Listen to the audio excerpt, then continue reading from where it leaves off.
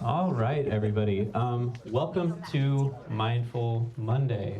For those who knew it was happening and those who just dropped in, and here you are. So thanks so much. My name is Chris. This is I think, the 38th Mindful Monday we've had, and thank you, guys. And yeah, it started in my apartment in East Austin. Some of the people were there for pretty much the first one, and it's really grown. So it's pretty incredible to see people just want community around this stuff. People want to learn, want to grow. And okay, so some announcements. Oh, we've got 2 recordings going on right now. One will be posted on YouTube. It should mostly be just me in the frame.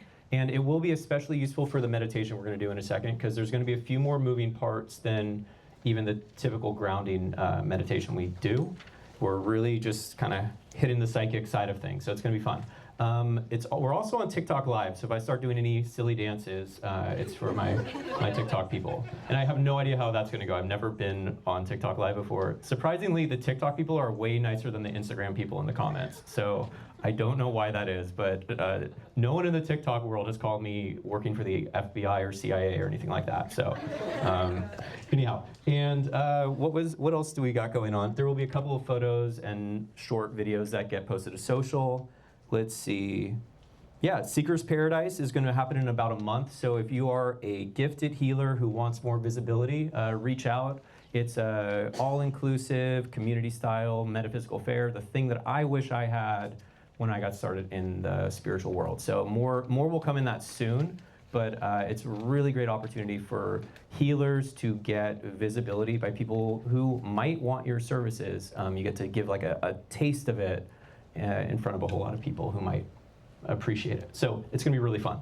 Okay, and yeah, these all start, the whole inspiration behind this was, it was hard for me to find community and connection when I got going beyond really expensive workshops. Even though I had a lot of fun going to workshops, I really liked learning there, and I felt like the relationships I built from those were like stronger than anywhere else. But then the other problem with workshops is they end usually. Usually it's a weekend, sometimes it's a weekend where you travel, and then you don't get to like connect with people on a regular recurring basis. So this is what this thing is all about, us coming together, us getting to share. Oh, and it is tight. Clearly the need for spiritual community is, it's viral. We want this. And I really like the idea of getting to spread this and make it even more normal, like the idea of spirituality in everyday life. So we are considering a new place that's in the ether, and it will show up exactly when it's meant to.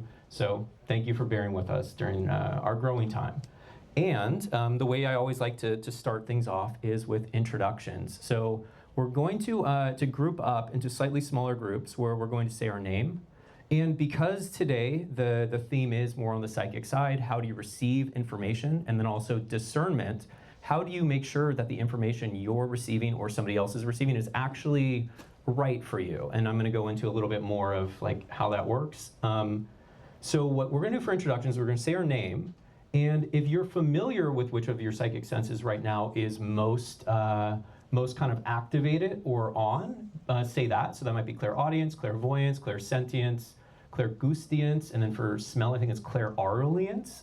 So if it's one of those, and if you're not sure yet, if you really haven't tapped much into this, which of your main senses, sight, taste, sound, touch, and and smell. So which of those 5 senses tends to be your strongest one? So if I were a dog, I'd say, hey, my name is Rufus, and my strongest sense is smell. That's typically a dog's strongest sense. But I am a person, so I'm going to say, hey, my name is Chris. My strongest sense right now that I'm familiar with is clairsentience. So it's my felt sense.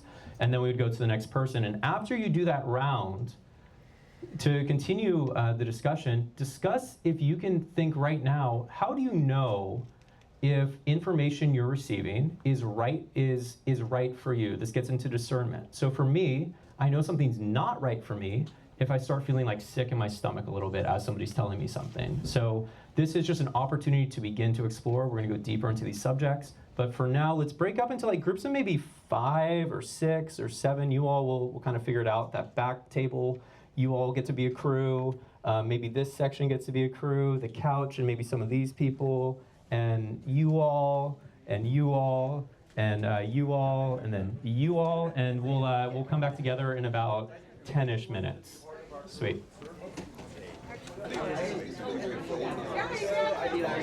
Okay, am I right in that has everyone shared in their groups? Is there anyone still waiting? Okay. Sweet. Okay, cool. All right, we'll give 30 seconds to wrap up, and then we'll kind of come back here. Or it might be even a lot faster than 30 seconds. Cool.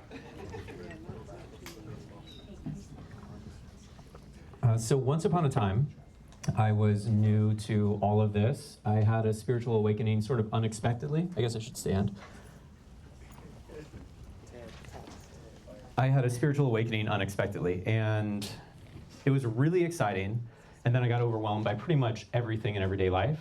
And I found a teacher who, I could just feel everybody's energy all the time. I couldn't even go to a supermarket without just all the beeps and things overwhelming me. So I was basically in my room just studying, when our place is not busy, when is it not too hot, when is it not, it was overwhelming. I found a teacher who showed me the first tool that I would use, and it was a grounding cord, and we'll go into that in just a moment. And the grounding cord is very simple. We're up here on Earth, and we have a special relationship with the Earth Mother and with the center of the Earth. So when we intend that we set an energetic cord that goes to the center of the Earth, gravity can pull from our space a lot of the stuff that overwhelms us in everyday life. And a lot of the energies that if you're, who here would say that they're either a highly sensitive person, empath, or just energetically sensitive? Yeah. So we're kind of like these sponges that are just going around picking up other people's stuff, and they feel great when they're done hanging out with us. And meanwhile, we never want to hang out with them again, but something like that. So this grounding cord, it worked for me. It worked substantially well right away. And then my teacher said, well, if that works for you, you can probably develop your intuition too. And I said, what does that mean? And she says, oh, well, that means your clairaudience, your clairsentience, your clairvoyance, and these psychic abilities. For me, this was kind of like being told you're a wizard, Harry, in Harry Potter. This seemed wild to me at the time. I was a former, very analytical, skeptical person. But also I had just done this imaginary thing that connected me with the center of the Earth, and somehow that made life not overwhelming for me. So, sorry, the clothing optional nature of Austin. So,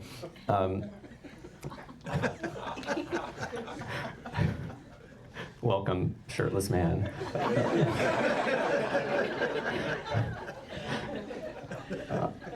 So anyhow, I would go on to first study with her, and then after studying with her and learning some tools, I wanted to continue developing. So I found a psychic school that was based off of the Berkeley Psychic Institute. I went and really kind of went through a lot of due diligence with seeing who I wanted to study with, and I found intuitive insights. Half the books up here were written by somebody that graduated from the Berkeley Psychic Institute and then created their own school. So if you want to later on, come and check out these books. The one nice thing about the books is they all kind of say similar things about how you run your energy, how you receive information. The downside is they're wildly dense, and they're not for the faint of heart. But they are up here, and we're going to kind of shortcut a lot of things tonight, where I'll guide you through what it takes to begin to do a psychic reading. Now, it can be as simple as quieting the mind, tuning into the other, and receiving information. It can be that simple. In the Berkeley Psychic Institute, they have a few other mechanics they do to make it simpler for you. So I'm going to guide you through this in meditation. I just want the conscious mind to be on board. And so for that, I guess I've got this chart, but we've also got this, this printed paper where the first image here is the grounding cord. And you can see a person that's standing on the earth, and they are connected to the center of the earth with this grounding cord. I will walk you through how to actually kind of set these things in a second, but for the conscious mind, it may want support in understanding this. And near the end, there's going to be a golden sun we call in to call energy back to us that we've left across space and time. If we move over to the other upper corner, we see a person getting talked at, and this person in their grounding cord. And when this other person is kind of venting or talking at them, they can allow the grounding cord, just by kind of saying, this isn't mine, I don't need to take it, they can allow that energy to move down their grounding cord. Now, as we go into receiving readings later, in order for people to feel a little more comfortable with saying, I don't know if this is quite right, but this is what I'm getting, you can use your own discernment and say, okay, I appreciate that. That actually doesn't feel right for me. Boom, go down the grounding cord. You don't have to take on whatever their reading is for you. So we'll get into that in just a second, or in a little bit. Now, the energetic anatomy, this is as close as any of the AIs could get to what I wanted to have happen with energetic anatomy. So I'm gonna draw it as best as I can. Man, it is so challenging to draw in a clean way, but we're gonna see how it goes. And I don't have a Sharpie. Can you grab a Sharpie off the table for me? I had like 6 of them, and I don't. There we go. Okay, so we're kind of like these antennas.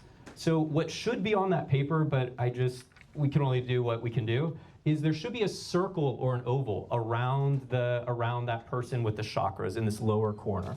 So there's like a circle, and that is the person's aura. And we receive information in 2 ways. We receive information into our aura, and that's kind of like this amorphous sponge. I'll move this over so it's more visible in just a second. So we receive information into our like kind of spongy aura, right? There's nothing special here. It's just a person that looks like they're standing inside of an egg. But and we receive information through our chakras, which are these kind of cones that are on the front and back of our body.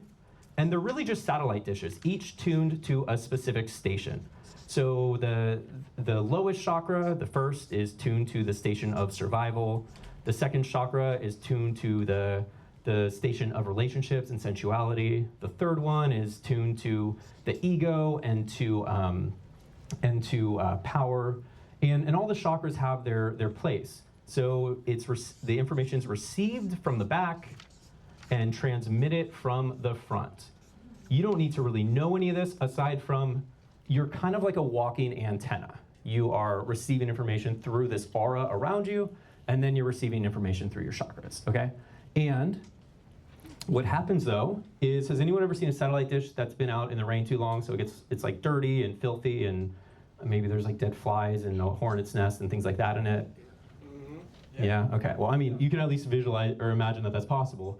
So what happens is over time, some of these chakras get, we could say, clogged up. And what we do when we run our energy is we start unclogging them. So in my school, or in Berkeley Psychic Institute affiliated schools, running your energy is pulling in earth energy and pulling in cosmic energy. We're multidimensional beings. We're part earth, we're part heaven. And so we pull in earth energy up through our feet, up through our central channel. It will shoot out through each of these chakras to help clear them out. It'll go back through our aura. And then we also call in cosmic energy from above. What I've been recommended to do, which I think is quite fun, is to call it in from the creation point of the universe, where the universe is getting created still. Call it in through our crown chakra, move it down through our back channel, and then it finds its way of moving down and then back up through the central column. So if that seems like a lot to you, I'm only saying it for the conscious mind. It's fine if you're overwhelmed. I'm gonna walk you through it in meditation so your subconscious and your energetic can get set. Later on, you can rewatch or something if you want more clarity on that. Does this make sense enough to get going? I see some nods. Okay, sweet. Okay, and I'm sorry if we're throwing a lot out. And then the final piece for, the second to last piece, for doing a psychic reading is you want to have a little bit of protection while you're doing a reading, so that when stuff's coming up for people, stuff that's ready to be cleared, it again doesn't go into your field. Now, one way is for it to just go down your grounding cord, totally cool. And in my school and in most of the Berkeley Psychic Institute, they use protection roses. So they would imagine that there's a rose in front of them that calls the energy that is between them and the person. So any stuff that's in their space doesn't need to go in their space. It gets caught in the rose. When the rose fills up, it flies far, far away and returns back to just pure potential energy again. And if you're asking, Chris, why a rose? only because it's been used so many times on the by psychics and healers of different modalities that it sort of has an extra special charge on the etheric plane. But you can use anything with your intention. I know one school, this school, they use a heart with wings on it for clearing and setting energy. But you can use anything. And what we're going to do tonight is we're going to just call rose energy through our space, and then it's going to sit at the edge of our aura, kind of like a bug zapper, where when a bug gets too close, it just gets zapped. When energy that's not in alignment for you gets too close to you, it just hits your aura, gets a zap from the rose, because roses have thorns when somebody tries to grab on too quick, and it just dissipates. So that's what we're going to play with tonight in the meditation. I'll guide you all through it. And so now let's get comfortable, okay? So, thanks for playing with my TED Talk first.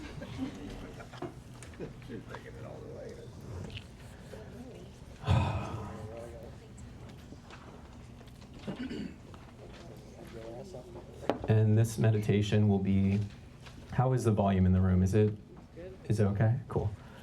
This meditation is only going to be somewhere around 15 minutes.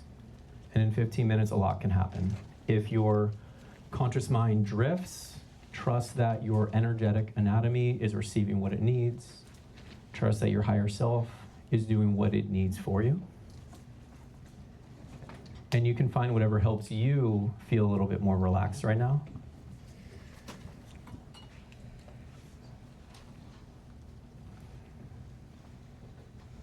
For some, it'll be breathing a little bit more deeply. For others, it might be relaxing the shoulders a little bit more. You might have a whole different strategy for getting a little bit more comfortable.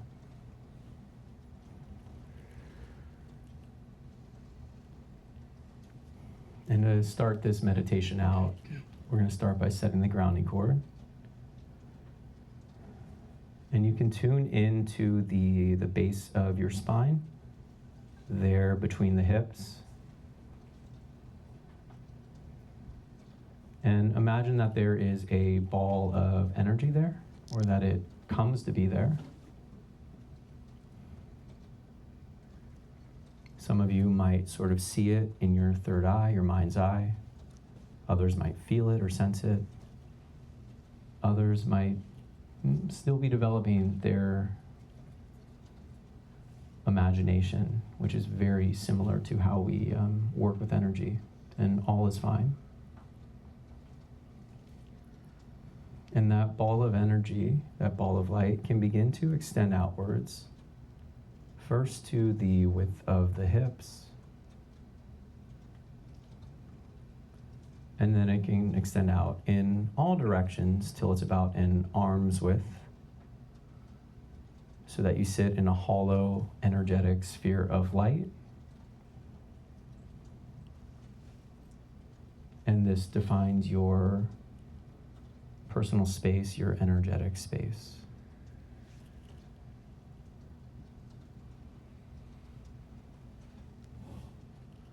And notice what that's like. Sometimes even just by affirming what's our space, we can begin to feel a little bit more centered.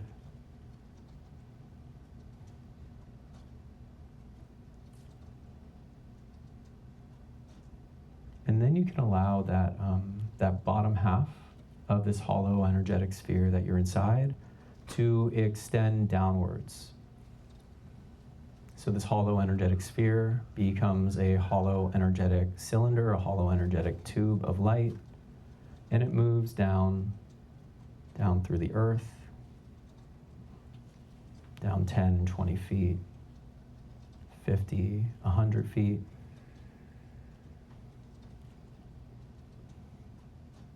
And it continues moving down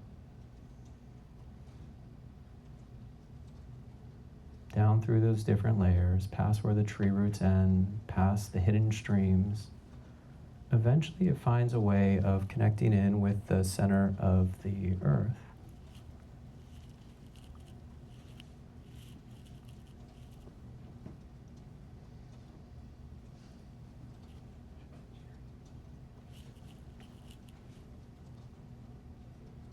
And once that hollow energetic tube of light connects in, gravity on your behalf, without you having to effort in any way, can pull from your space those energies, those projections, thoughts, opinions, vibrations that came from other than you. They can move down through that column of light. The Mother Earth can receive them,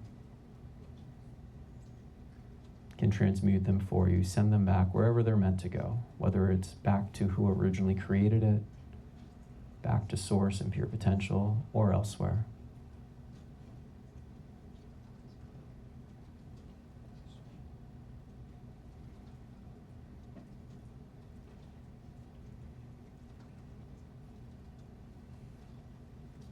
Now we're going to do something new. Again, we're going to call in a little bit more earth energy to feel a little more grounded in our energy body. And so the soles of the feet, it's as though there's camera lenses on them that can just open and close. And it's just by your thought energy that they open and close. And you can open them all the way. And just intend that neutral energy from the earth move up through the soles of your feet. The energy might be from a desert or a forest or an Arctic river, a jungle, or it might just be clean earth energy. And it moves up through the feet, past the ankles and the calves, the knees. The earth energy can swirl at the knees for a second. Moves up the legs, the upper legs. Moves around the waist. And then it moves its way up the central column. So it moves up to the base of the spine, the root. And when it gets here, some of that energy starts to swirl around the front and back chakras. So it's like you have these little cones that poke out around the root, and that earth energy swirls out, clearing them, whatever might have been there before. And then some of that earth energy clears out the back as well.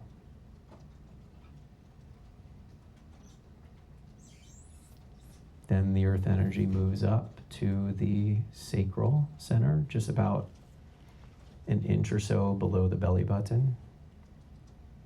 And again, there's two chakras there, or one in the front and one in the back, two cones. And it swirls out the front and out the back, giving a nice energetic clearing and cleaning for the energy there. The earth energy continues to move up to the solar plexus. Again, it moves out the front and the back, swirling, swishing. Sort of an energetic laundering, washing machine of kinds. And I'll let you just enjoy that at any of those places so far. And of course, if your mind chooses to move ahead, go ahead.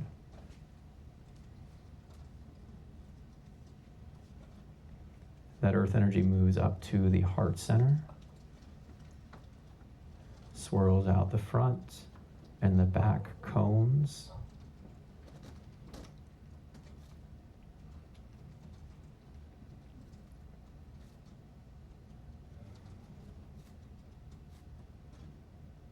Notice right now even what's that from the heart down, how is that feeling compared to above? Right now I'm noticing a lot more kind of smoothness or cleanness, groundedness.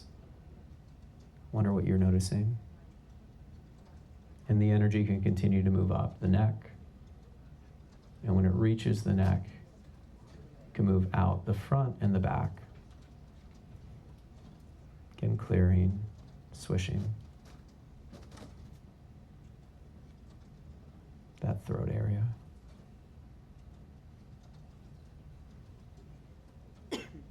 The energy continues to move up to the third eye, a special place where we often do our reading from.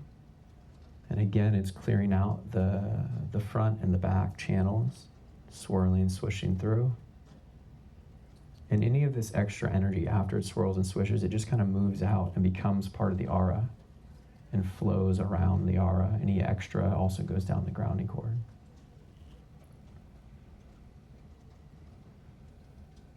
And then the energy spouts out the top, kind of like a whale, a whale's blowhole. It spouts out the top,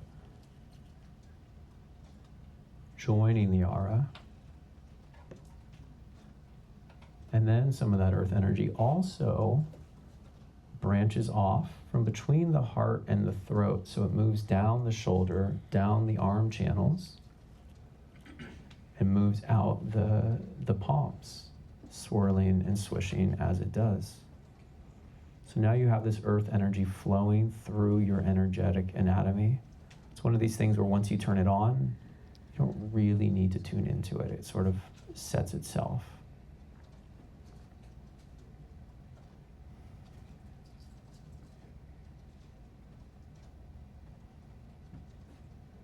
And now you can bring your attention to somewhere far out in the universe where creation is just continuing to begin. Tapping into that creative cosmic energy. And that energy moves across space and time at the speed of thought or faster to come and connect in with your crown and move down the back of your head, down the back of your neck, down your central channel, until it reaches the base of your spine, the root chakra. And now this energy is going to merge or blend with that earth energy. It's kind of like when two rivers come together.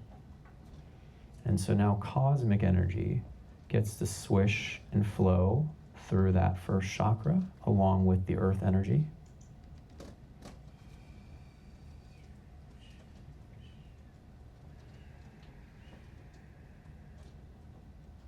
And it moves up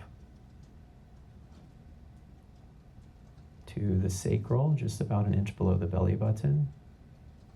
Again, swishing forward, back, clearing out. Some of that extra just flowing out into the aura itself.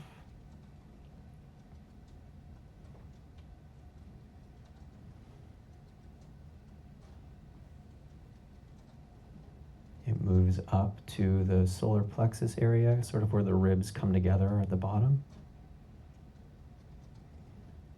Clearing out the front and the back. This earth and cosmic blending together.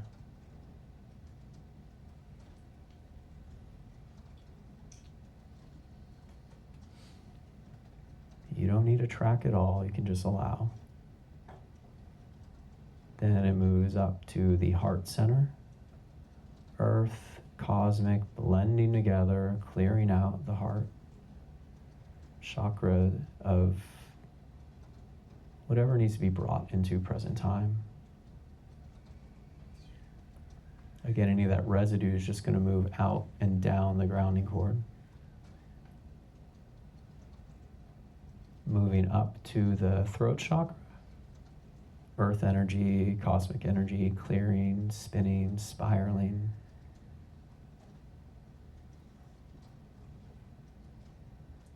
Up to the third eye, sort of right between the eyebrows, or maybe an inch above.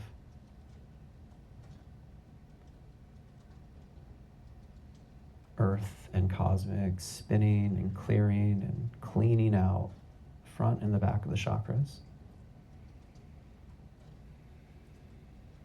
And then there's that cone, that 7 chakra cone. Earth and cosmic swirl around that.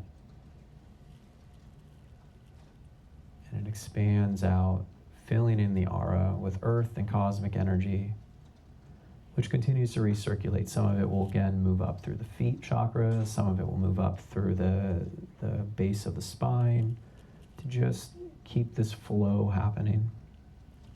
And of course, that cosmic energy will also move down the arm channels, also moving out of the palms of the hands.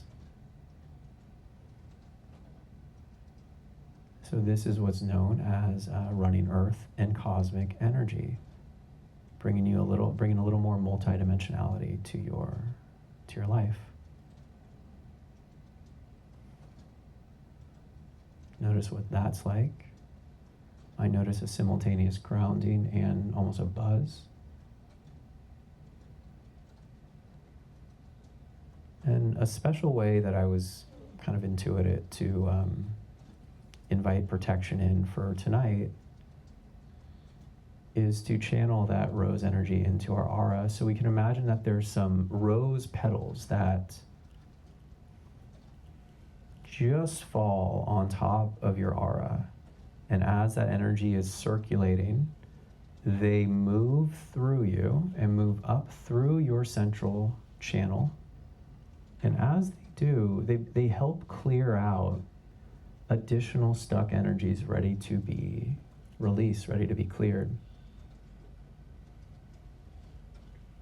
It moves out through the crown of your head. Follow if the rose energy decides to move through any of the chakras as well. It's really the central channels most needed for this. And once moving through the central channel, that rose energy sets around your aura, setting it so that it prepares to protect you. Again, tonight should be a pretty safe night, but still protects you from any inconvenient energy that isn't meant for you.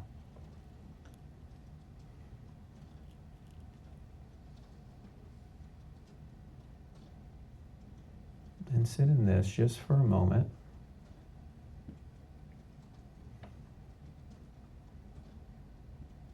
Remember, you have a grounding cord connecting you down to earth. You have earth energy moving through you, cosmic energy moving through you, rose energy protecting you. And let's call back your energy where it might have been left across space and time. What I learned in my psychic school is we could call in a golden sun. So you can imagine that there's a golden sun above your head with your name written across it in black magnetic ink. And in doing this, your energy returns from wherever it's been left, across space, across time, with other people. And it's bringing it into present time.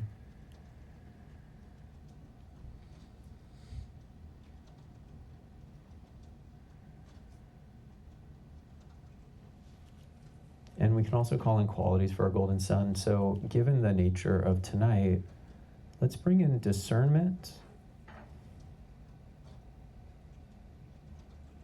as well as an invitation to activate even more of your gifts.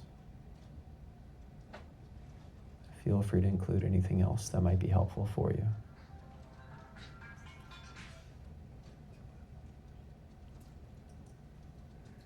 And then that golden sun can crack open over your head, and it's kind of like an egg cracks, and inside is a yolk, but instead there's this golden honey-like substance that is your energy, your energetic signature in this lifetime.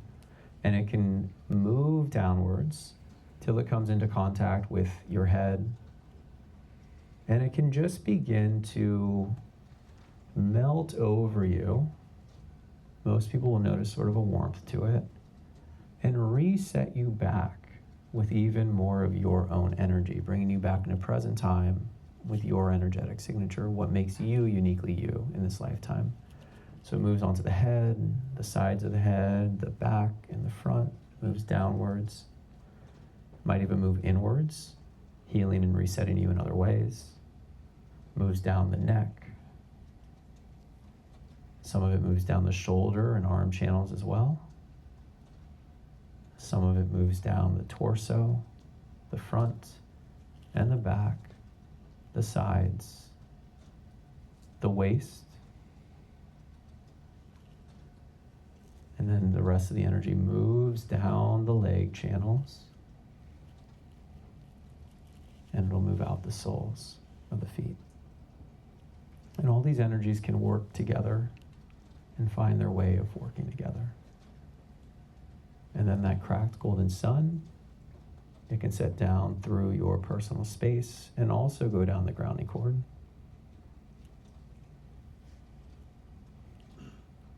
And we moved a lot of energy and set a lot of energy. So give yourself just another moment or two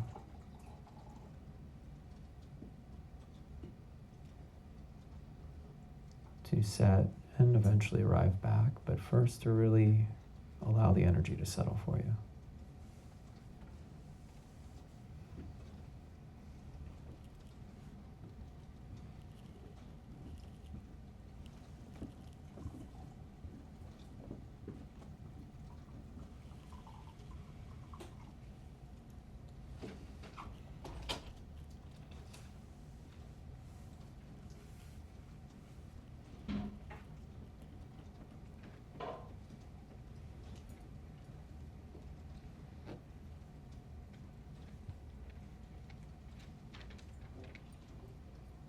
And when it feels right, you can begin to bring your awareness back to the here and now.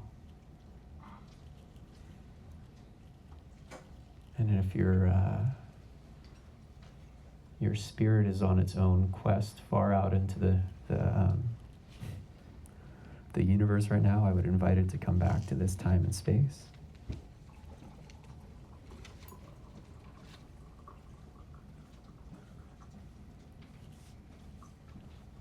Cool. Well, welcome back.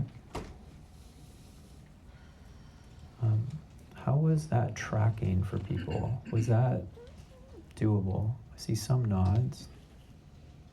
Okay. Did anyone go to just a completely different place and just say like, okay, sweet, well, how are you feeling now? Sweet, okay, good. You're feeling good? Okay. So you heard he lost it in the middle, but that's all part of it. And again, it's really useful to have the recording if you're down, but cool.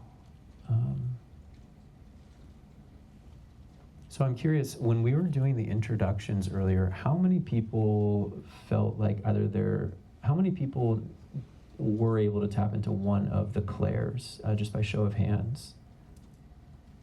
Okay. Okay, sweet. How many people, and then how many people visual like true, visual in the sensory way, was their dominant way of receiving information in the world right now? Okay. Okay. How many people was it kinesthetic? Cool. Okay. And then how many people was it auditory? Okay. Was there anybody it wasn't? Was there anybody where it was smell or taste? Really interesting. Okay. Which one was it?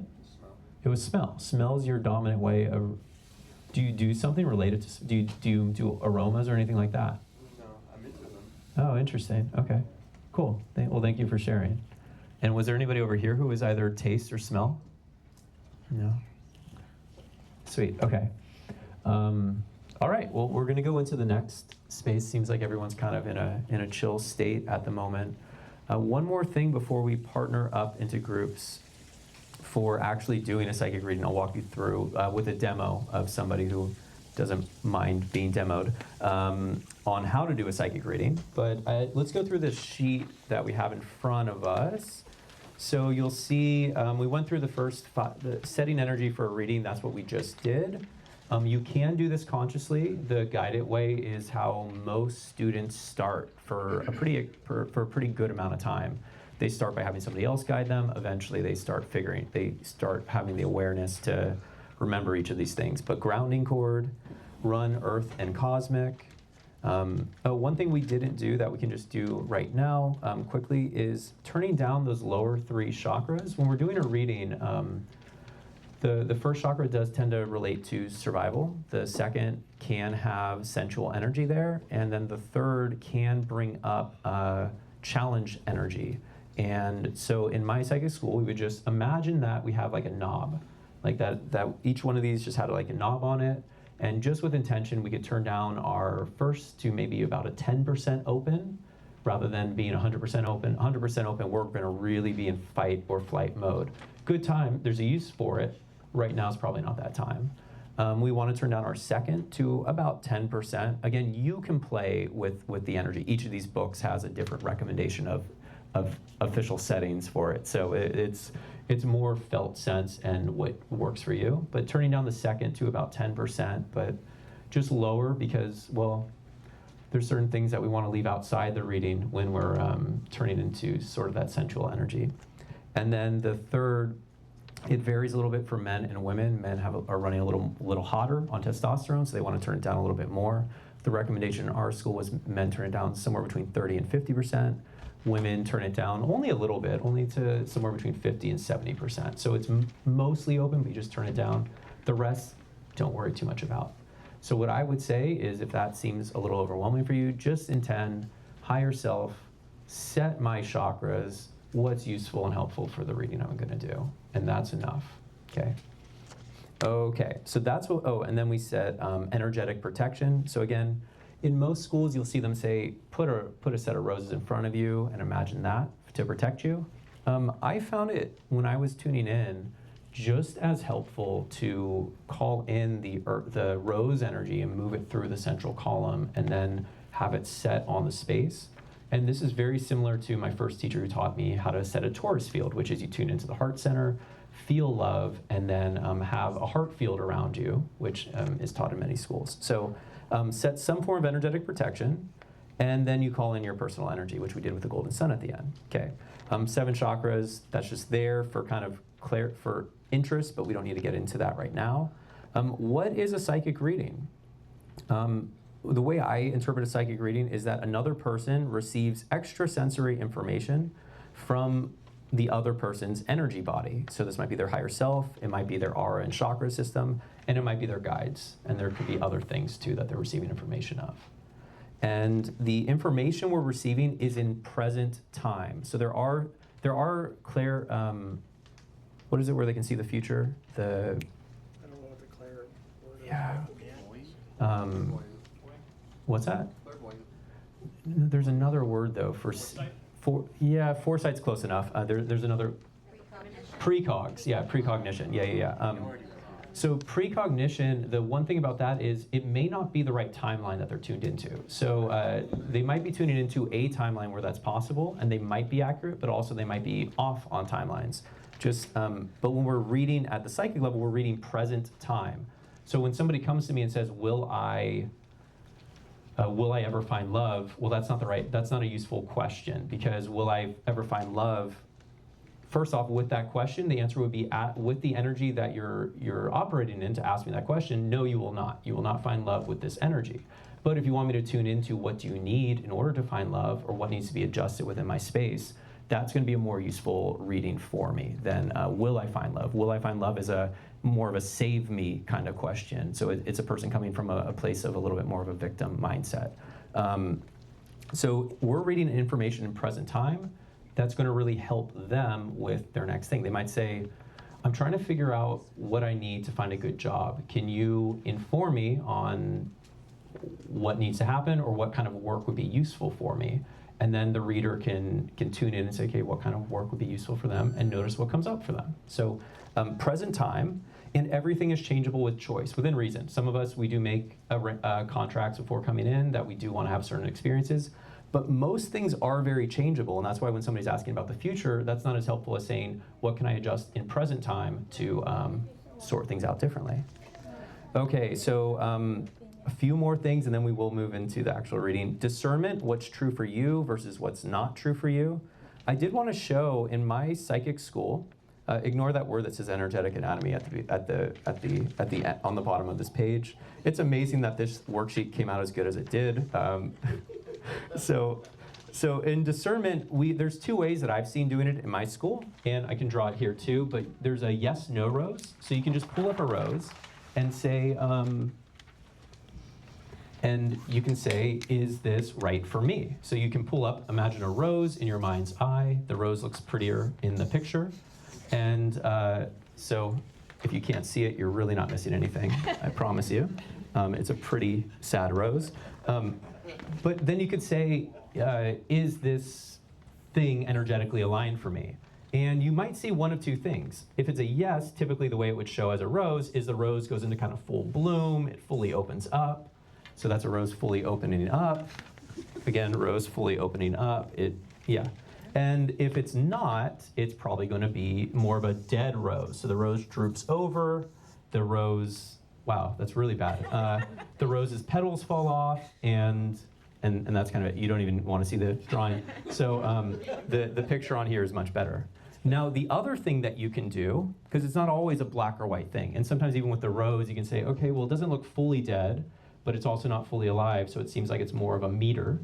So the other thing you can do in your mind's eye is you can pull up an actual meter, and you could say, on a scale of 1 to 100, or 0 to 100, how aligned is this choice for me?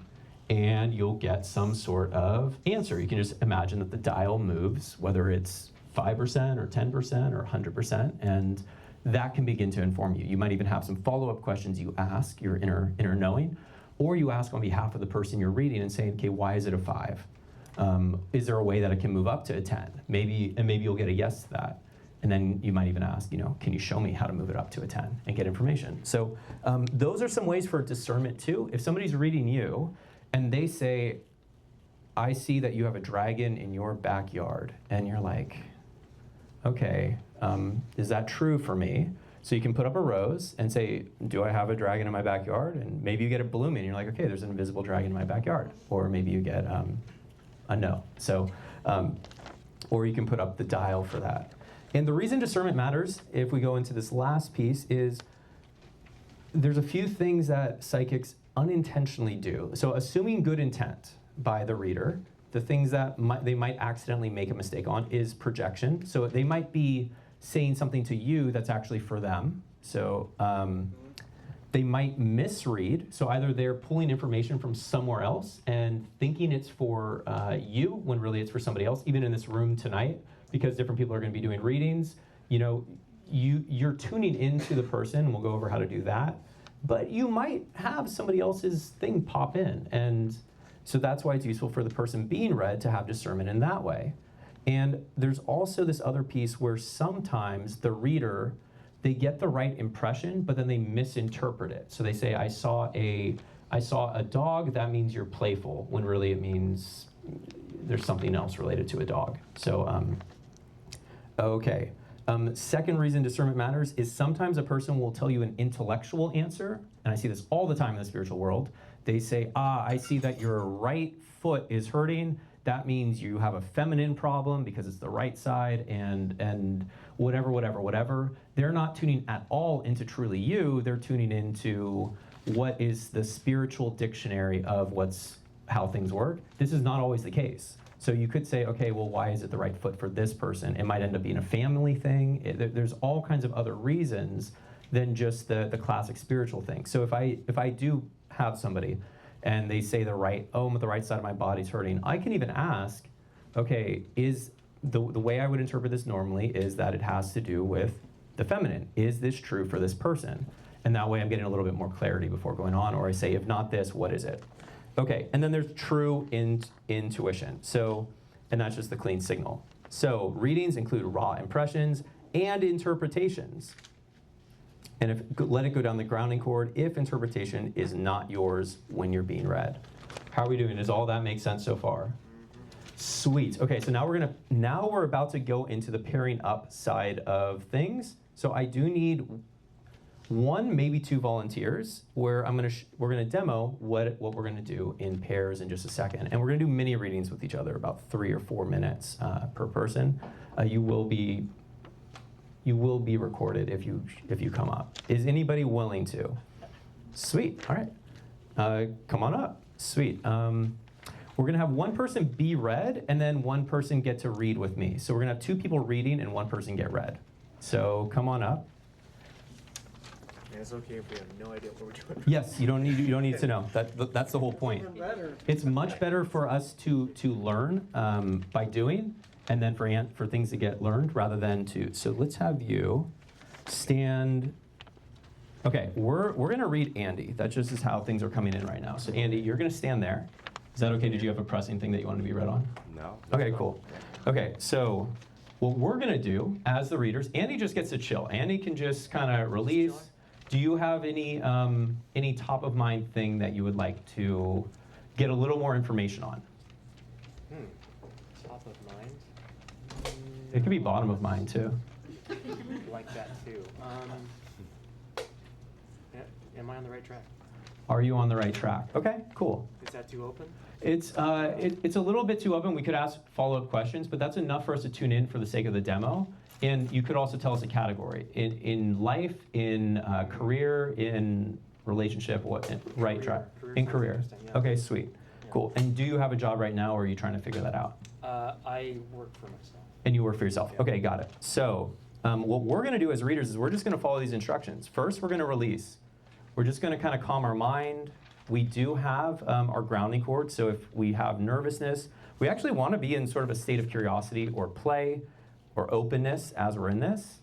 And it can help to tune into the center of our head, to be kind of like, are you able to tune in the center of the head, behind the eyes, Yeah. between the ears? It's sort of like a place of neutrality for us. Okay, so we're going to attend to the person. So for a second, we're just going to kind of notice Andy, notice what impressions we're getting, just like when we're in a conversation with something. So this is about holding attention temporarily, and then he's going to ask his question. He already and as we're tuning into him, we're going to notice any awareness shifts. So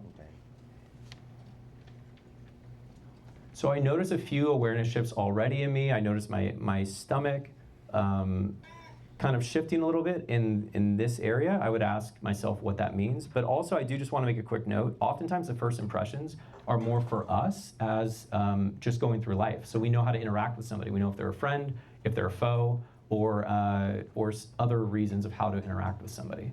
But, for the sake of the reading, I might explain what I'm noticing here. I just noticed a little bit what I interpreted as nervous energy. I don't know if that's true or not for you, but I did notice that. Sure, yeah. Okay, cool.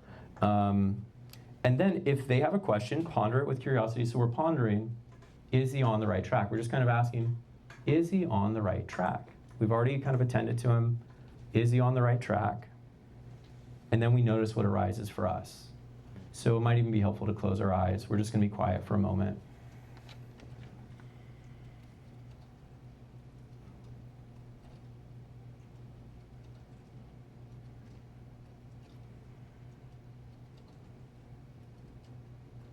And I noticed something, so I could share, but I just want to check in. Do you notice anything on?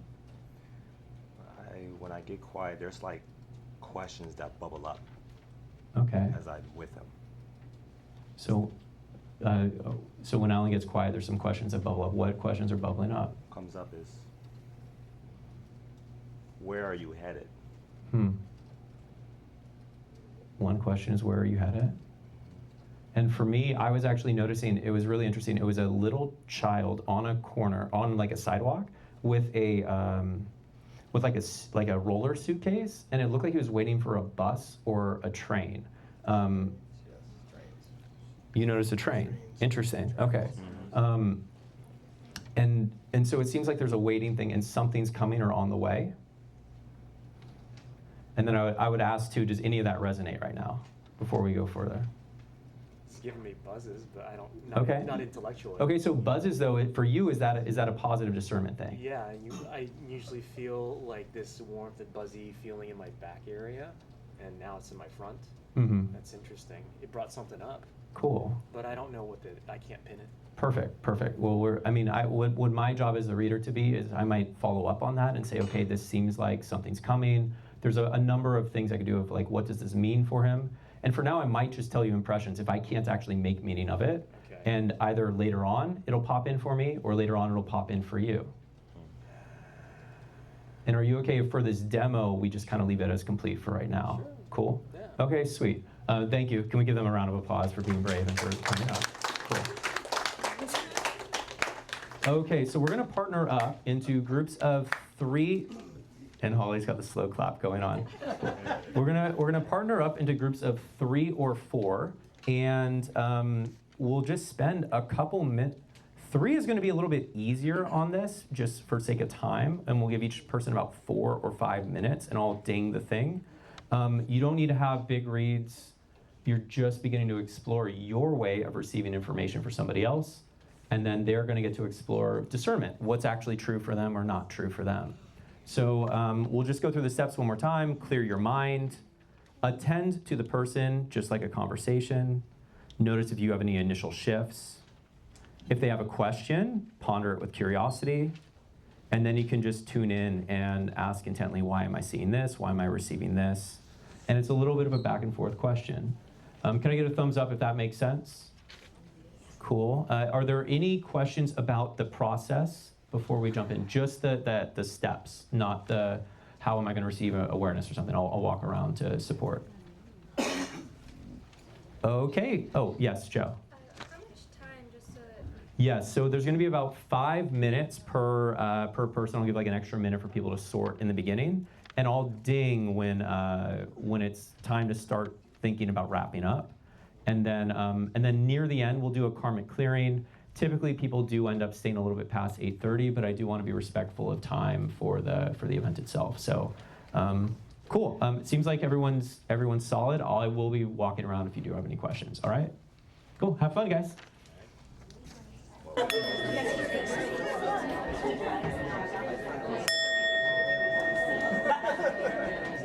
right. And coming back together, bringing things to a close for now.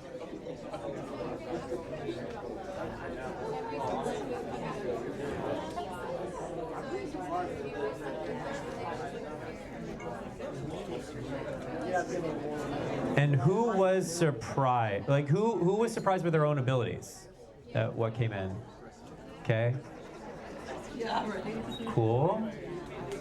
Who was this a stretch for? Who did this still feel like a stretch? This is the first time you've done a reading. Okay. Okay. Thank you for playing. Who received useful information? Okay, some people. Who received useful information over here? Sweet. Okay, cool. Well, thank you for playing. I've gone to a lot of things where, like, for the intro, you know, it's always kind of a little bit, it's nice, but it's surface level. So I thought, what if we just kind of drop us in and we do all the things and see where people end up. So thank you for playing along. I feel like it'd be cool to have a few shares if anybody's brave. You can kind of leave it content free if it's about somebody else, but shares of what you noticed doing this, and whether it's related to discernment or the information you received, and then we'll move into some karmic clearing. I have a share. Yeah. I noticed that when y'all did the demonstration up there, how you talked about a visual image like immediately, and my immediate intellectual response was, "Oh, I don't get visual images. Like that's just not a thing in my brain." And as soon as we started doing this, like on the first opportunity I had to read, I actually did receive a visual image, and I was like, "Oh, I know nothing." Wow. Cool. But I was surprised by that. It was very surprising. How cool. Okay, so it was just for everybody. She was surprised because she didn't know that she was going to be able to receive a visual image, and during hers, she was able to. So very cool. Anybody else? Yes. I just thought it was interesting in our dynamic. Like no one volunteered to go. So, like someone just like they were kind of just jumped on whoever was like the most like energetically kind of just like coming off. That was just an interesting. So what she's saying is we started with her. So you follow the energy to decide the order of things. Cool. Sweet. Did anybody notice similar patterns that the other people were having that they had? Oftentimes when we're connecting, it's because we are vibrational matches in some way for the people coming in. Yeah. So I've done the Dolores Cannon quantum healing hypnosis technique, and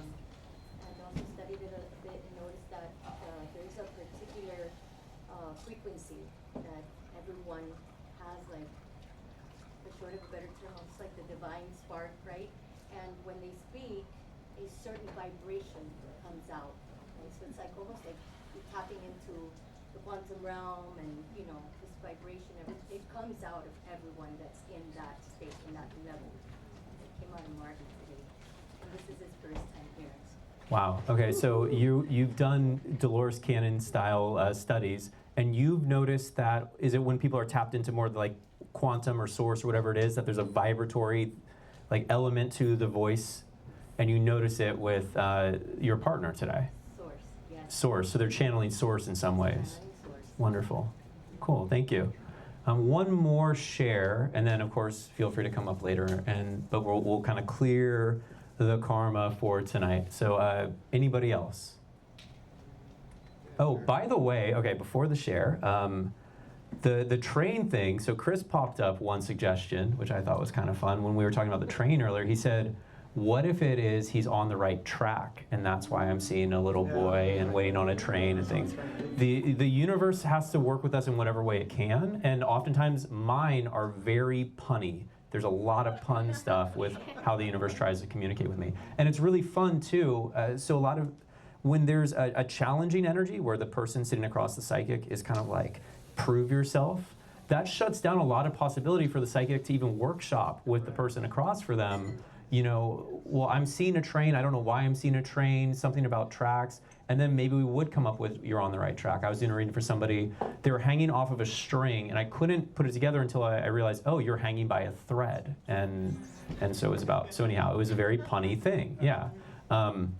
Okay, one more share. I thought somebody volunteered. I did. Oh, cool. So the first reading that I was kind of doing, I didn't really get like, it was very vague impressions. But after when I was speaking about the impressions, I immediately started getting like a feeling of heat, like on my body, and they had noted that they were kind of feeling that sense as well, which kind of just went strange to me. Just like the thought of feeling what someone else was feeling about the topic, what they were speaking of. Yeah. So there's a vagueness, and then you notice this heat, and the other person noticed this heat. So it's interesting that there's that vibratory match, that shared experience. Well, I called out the heat. Like I called it out. Like I'm getting this impression of Cool. like, all this heat beyond. Whatever. Cool. Yeah, that's kind of how I feel. Yeah. Cool. Well, thank you for playing tonight. Again, this is like just kind of dipping your toe in, but thank you for being willing to dip your toe in. And of course, you have the instructions. You can always find some volunteer, ideally willing, that you can play with this, some other time, or connect with people here and play with this beyond. Surely we'll do this again some other time, especially with feedback. Now, the way my psychic school likes to, because there's a lot of energy exchange tonight, what we would like to do is two things. First off, we can imagine that there's a giant bouquet of roses that's just like in the center of the room, and it just pulls out of the room any stuff that came up. Because the beauty of doing psychic readings and just being around people in general is they're gonna bring stuff up, just like you're gonna bring stuff out of their space that's ready to be cleared if it's time. And we can imagine that the rose is calling all that energy in. Whole bouquet could even be multicolored roses, whatever it is. And then those roses can go flying far, far away and return to source. They might explode like fireworks. They might just fade off into the ether. But that's one way of clearing energy. Now, the next thing that we do is we just imagine the word karma in giant block letters. That's representative of all the energy that's been exchanged tonight. And just watch those letters fade away, returning from wherever they are back into source, back into pure potential energy. Me, I like to imagine that there's these sort of like wave-like fingers that are source that kind of pull it out for me. These like tendrils or something, and call it back up to source. And then once you've done that, call in one more big golden sun for yourself. Writing your name in black magnetic ink. And anything that you would like to invite into your life right now, whether it's wealth, direction, confidence, wild fun, it can pop into that golden sun. Then it can crack above your head, that golden energy that is your energetic signature can pour down over you, into the head, the throat, the shoulders, down the arms, down the front and back of the torso, down the midsection and waist, down the legs, down the grounding cord. That golden sun can set down through your space.